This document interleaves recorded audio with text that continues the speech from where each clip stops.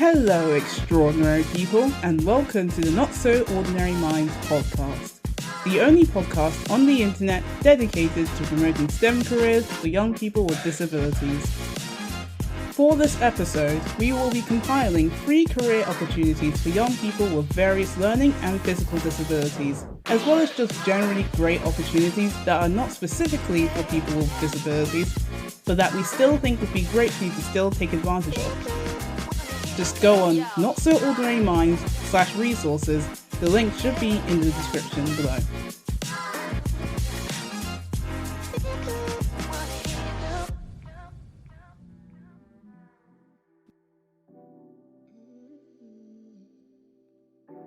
Today's episode hits weirdly close for me, and for a lot of you I'm assuming as well.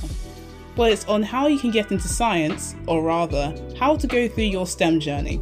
Because that's what this podcast is really about. We want to help you achieve your goals in the easiest way possible. Because honestly, we really don't need that stress in our lives when it's already pretty unmanageable. So, how do we get into science? And I love the little "without being a genius" in brackets, because I'd really like to start with that. What do we mean by "without being a genius," quote unquote? I'm sure some of you have felt in your lives that you were inadequate in some way. You know that moment where you're talking to your friends about how the test just went, and everyone says it went really well, so you just agree with them, but secretly you're dying inside, right?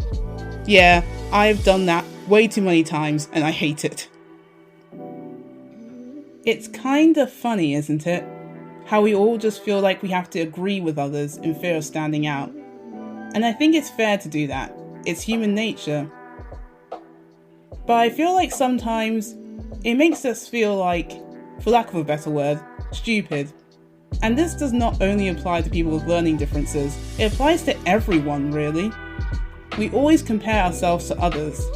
So when we see those who are acing all their exams or passing with flying colours, we think that they are just naturally a genius. So therefore we can never reach the same level as they do. However, that is never true. In fact, I'd argue that being a natural genius doesn't even exist. Because in my experience, the most important thing in doing well academically is 90% just working hard. But not just working hard for the sake of working hard, but to also work smart. And that's where the main point of this episode really lies. How can you work smart to achieve your goals? Be them in science or in any other career path really. This information should be relevant whatever you do. Okay, enough of my tangent. How can you get into a science career? The brackets mainly meaning without the stress. Also, a little bit of a disclaimer. All the information I'm going to be talking about here is merely just the opinion of myself and a bunch of my other colleagues. I am by no means the gatekeeper of all knowledge. But if you feel like there's something else that we've missed, we would love to be able to add it and update it for future episodes, because we really want to bring you the most up-to-date and useful information. So if you feel like there's anything that I've missed out over the course of this episode, please drop us a line. We would really love to hear your thoughts. Our contact information is always available on our website. Okay, point number 1, choosing the right subjects. First, let's examine getting into university and A-level choices. Of course, in order to get into your preferred choice of course, you need to take the right A-levels. Some people loathe this decision, and others have known since they were practically conceived. I'm just going to say, wherever you are in this process, it's okay. You take the decision that is best for you. No one else has to do those A-levels, GCSEs or IBs but yourself, so just take the decision with care. However, it is important to know that some things are set in stone depending on what career you really want. Since you're listening to a podcast about STEM, I'm going to take a real stretch here and assume you're wanting to taking a science A-level. Don't worry, I'm just kidding. Your decision is a great and somewhat stressful one, as I'm sure you've potentially heard of how awful your decision is. Don't listen to anyone, focus on yourself. Only you will be taking these subjects. make sure you're taking the right combinations too. For medicine, chemistry and biology are a must. For engineering, perhaps maths and further maths. This applies to humanities as well. You want to go for law? English/history is likely on your list. But maybe you're still unsure about which subjects you should be considering. Well, have no fear. Our team is currently working on a resource page on our website that will hopefully have useful links to these subject generator websites where all you have to do is enter career paths you're interested in. It'll give you a couple of suggestions for A-levels. I think that the Uni Guide has a really good one that you should check out, but there may be others too. So taking advantage of those would definitely be a top tip for the decision process. Okay, now for point number 2, which is honestly just an extension of point number 1, but now we are focusing more on those combinations. Generally, you'll find out that most of the requirements for degree courses will only take up 2 of your A-level choices, but now you have a pesky third choice. The most important thing that I would tell anyone is just please do not do more than 3 subjects. Never do 4, unless you do further maths. I do not see any other reason ever to do 4. Please, please, please do not fall into the trap of I want to get into Cambridge, so I need 4 A-levels. No, you actually really don't. They even explicitly say on their website. Why am I so adamant about this? Remember what I said about working hard and smart? Here, doing 4 A-levels would just be working hard. And if you're anything like me, I really hate hard work. So it is far easier for most people to manage 3 A-levels rather than 4. 3 A stars are always better than 4 A's. You see, the maths really just doesn't add up with 4 A-levels. Don't do it. Save your life. However, if you're part of that unlucky few who go to a school where you have to do 4 A-levels if you do further maths, then my main advice would be to choose a 4th subject that will not really hinder the other 3 that you're already forced to do. Preferably something quantitative as well, or maybe an essay subject to balance the things out. The choice is really yours, as long as it won't make the other A-levels extremely unmanageable. So I really would not suggest taking history or taking English along with further maths and maths, because those are 2 extremely content-heavy subjects that will more than likely overwhelm you with an incredibly high amount of maths. And now on to point number 3, and my favourite point, internship/work experience. The main thing that I highly suggest that you take advantage of is work experience and internship opportunities. These are literally gold.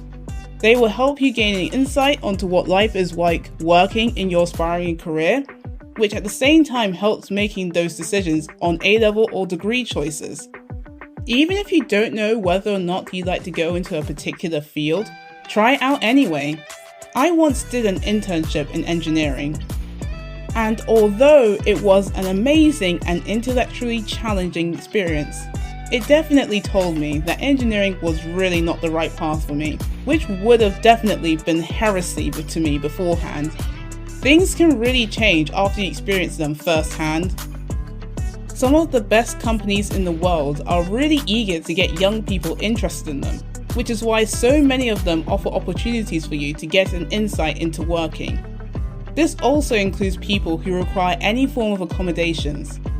From this, in the UK, it is possible to have what is called a supported internship. These are amazing programs offered by various charities and companies. Essentially, what they do is provide you with an internship/work experience that comes with more individualized support for your necessary accommodations. What could that look like?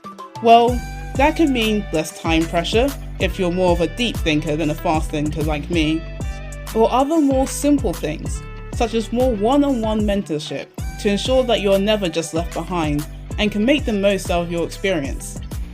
Of course, not everyone feels that they have the need for any extra accommodations, even if they have a disability, and that's okay.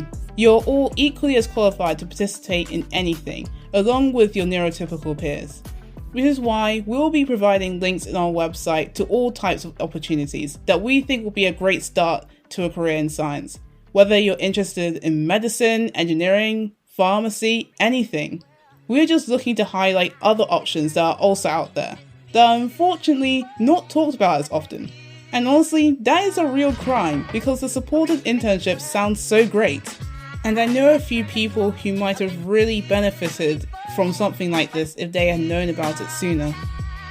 And now we're going into our point number 4, which is researching the best universities for your subject. This, I feel like, is a really underrated strategy amongst students because many people say things like, oh, I want to get into Durham for chemistry, or I want to go to Cambridge for physics. But in reality, those universities may not be as specialised or even as highly ranked in those particular subject areas. Maybe the best university for you is actually Imperial for chemistry, or maybe it's really Oxford for physics, and Loughborough for economics. Everything is really relative. So what we're really trying to say here is just do your research. Don't just stop at subjects themselves though, but also look at work placements and alumni destinations. Most universities will publish this data so that it's freely available for you to look at. This is really helpful because it might make your university decision list a lot more easier to manage. For example, not as many people may want to apply to Warwick as much as Imperial, but Warwick may be just as good in engineering outcomes, which saves you having to prepare for the more competitive application process that Imperial often has. By simply looking at university admissions in this strategic way can save you time and effort. So my mantra always is, work smart rather than harder. I'm gonna keep saying that a lot, but it is true. And finally, into our final point, number 5, revise/prepare for your exams.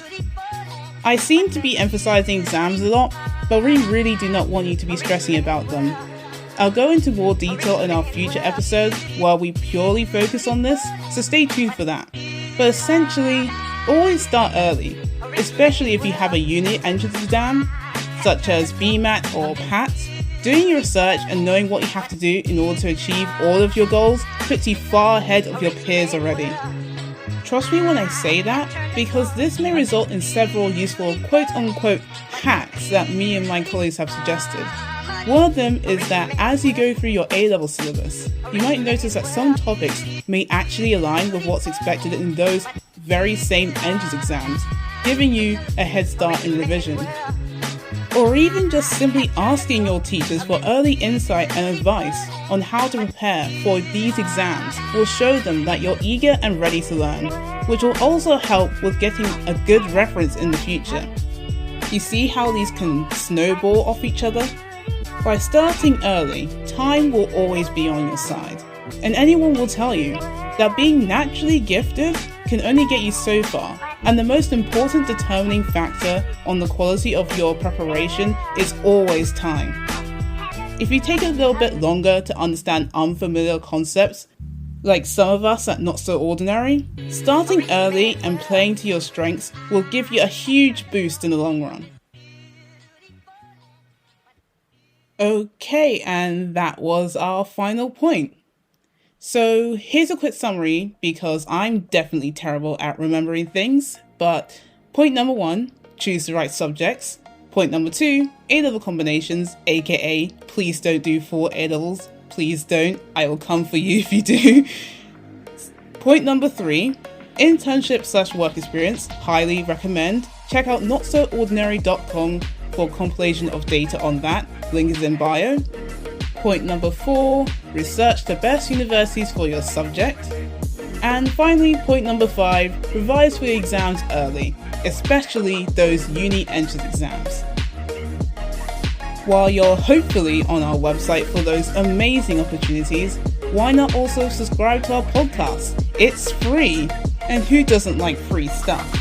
We are currently available on Spotify, Apple Podcasts, Amazon Music, and hopefully soon, Google Podcasts. Follow our social medias for updates on that. As always, please leave us a message if you feel like we've left anything out. even a small suggestion, we'll be happy to update this episode to bring you the best up-to-date information. Next episode is called How to Destroy Your Exams. Probably should have started with that. That sounds way more interesting. Oh well, all the more reason to see you next time, I guess. Until then, stay extraordinary.